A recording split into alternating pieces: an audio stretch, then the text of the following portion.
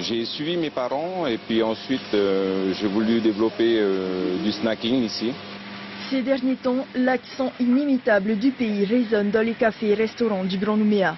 Nous sommes à Tina. Ce petit snack est le premier d'une grande chaîne de restauration rapide que souhaite développer Patrick depuis plus d'1 an. L'économie polynésienne battant de l'aile, il décide alors de vendre ses fast-food et restaurants à Tahiti et de s'installer sur le Caillou.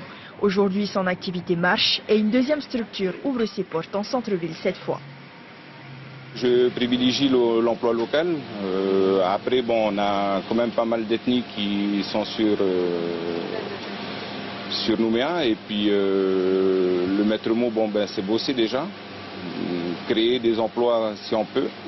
Et puis, surtout, essayer de rester humble, quoi. Si l'intégration a été facile pour ce restaurateur, pour d'autres, c'est la galère. Heidi et Gaston ont décidé de quitter leur île natale, leur Ayatea, dans l'optique de trouver quelque chose ici. 5 ans maintenant qu'ils tentent de s'installer convenablement. Avec de petits emplois temporaires, le quotidien est difficile. Ici en Calédonie, il faut vraiment être chez soi, avoir un travail et puis voilà, ne pas compter sur les autres. Parce que c'est vraiment difficile de s'intégrer comme ça sans avoir un chez-soi. Chaque année, plus de 10 000 passagers transitent entre la Polynésie et la Nouvelle-Calédonie. Parmi eux, une partie a pour but de s'installer sur le Caillou. Sans perspective d'emploi réel, ils sont à l'affût de toute opportunité. Ce foyer a accueilli une dizaine de Tahitiens en 2014 en situation de grande précarité. Certains ont réussi à s'insérer, d'autres sont retournés dans leur pays.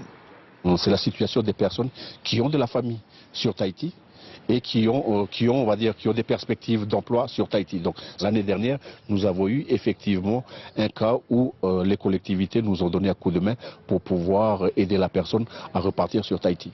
À ce jour, il est impossible de savoir combien de Tahitiens se sont installés durant ces 10 dernières années sur le Caillou. Le dernier recensement effectué par l'Institut de la statistique et des études économiques date de 2009 et évaluait la communauté tahitienne à près de 5000 personnes. Beaucoup considèrent encore le Caillou comme un lieu d'opportunité.